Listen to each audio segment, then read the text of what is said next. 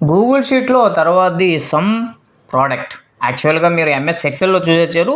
అక్కడ నుంచి ఇక్కడికి వచ్చుంటే దీంట్లో కూడా ఒకసారి ఎలా చేయాలో చూడండి. ఇక్కడ మనకు ఈ 2 కాలమ్స్ మల్టిప్లై అవుతాయి. సో మనకు సింపుల్గా చెప్పాలంటే ప్రోడక్ట్ అంటే ఏంటి, ఇది ఇంటూ ఇది. సో ఈజ్ ఈక్వల్ టు అది ఇంటూ ఇది. ఇంటూ బదులు మనం స్టార్ వాడతాం యాక్చువల్గా కీబోర్డ్లో. ఎంటర్ చేస్తే మనకు ఆ వాల్యూ అనేది వస్తుంది. ముందుగా ప్రోడక్ట్.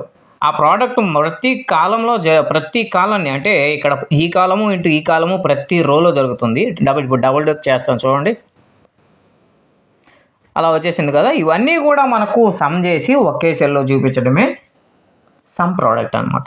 సో ఇప్పుడు మనం మీకు ఆల్రెడీ సమ్ ఫార్ములా తెలుసు. ఇక్కడ వీటి కింద వచ్చి క్లిక్ చేసి ఈజ్ ఈక్వల్ టు సమ్.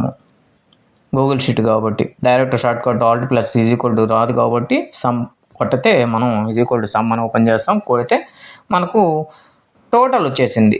దీన్నే సమ్ ప్రోడక్ట్ అంటాం. ఎందుకంటే ముందు ప్రోడక్ట్ జరిగింది, తర్వాత మొత్తం సమ్ వచ్చింది కాబట్టి సమ్ ప్రోడక్ట్ అనమాట.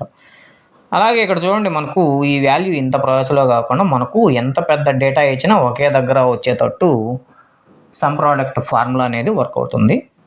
అది ఎలా వస్తుందో చూద్దాం. ఏ సెల్లో అయినా మనకు కావాల్సిన దగ్గర ఈజ్ ఈక్వల్ టు స్టార్ట్ చేయాలి. మనకు కావాల్సింది ఏంటి, సమ్ ప్రోడక్ట్. దాని సింటాక్స్ అయితే ఈ విధంగా ఉంటుంది. అరే 1 అరే 2 అంటే ఈ కాలంలో క్వాంటిటీకి ఎంత ఉన్నవి ఇంటూ ప్రైస్. మనం వాటిని రేంజ్ సెలెక్ట్ చేసుకోవాలి.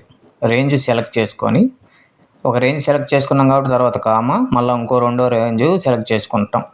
ఇలా ఎన్ని రేంజ్లైనా మనం సెలెక్ట్ చేసుకోవచ్చు. మనకి ఇక్కడ 2 ఉన్నాయి కాబట్టి ఎంటర్ కొట్టండి, మనకు వచ్చేస్తుంది. మొత్తం మీద టోటల్గా ఇందాక ఎంత స్టెప్లో చేసింది ఇక్కడ మనకు వచ్చేసింది అనమాట. లోపల ఇంటర్నల్గా అయితే అలా జరుగుతుంది. ఓకే, ఇంత బాగానే ఉంది.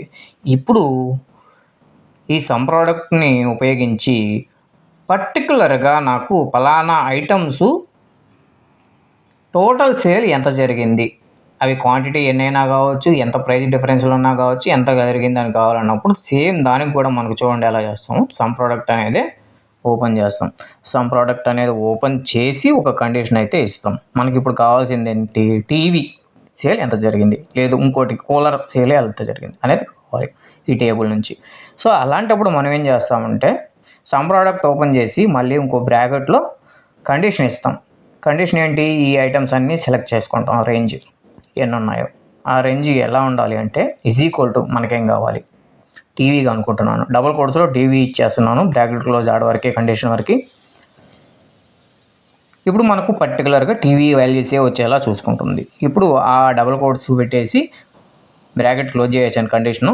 తర్వాత యాస్టీజ్గా ఇంటూ ఈ రేంజు ఆ రేంజ్, ఏది క్వాంటిటీ రేంజు ప్రైస్ రేంజు ఇచ్చేస్తే మనకు ఎన్ని టీవీలు ఎంత, టోటల్ సేల్ ఎంత అనేది, ఎన్ని టీవీలు అనేది రాదు కానీ టీవీస్ ఎన్నిసార్లు ఉన్నా కానీ వాటి టోటల్ సేల్ ఎంత టీవీల వరకే వస్తుందన్నమాట.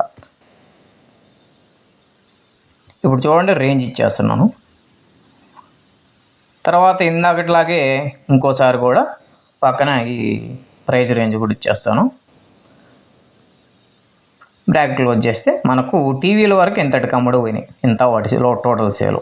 అది ఎలా అంటే ఫస్ట్ మనం ఇచ్చిన ఈజ్ ఈక్వల్ టు టీవీ అని పెట్టాం కదా, టీవీ బదులు మనం ఇంకోటి కూడా పెట్టవచ్చు. అక్కడ ఏం చేస్తుంది అంటే టీవీ అనేది మాత్రమే తీసుకుంటాం.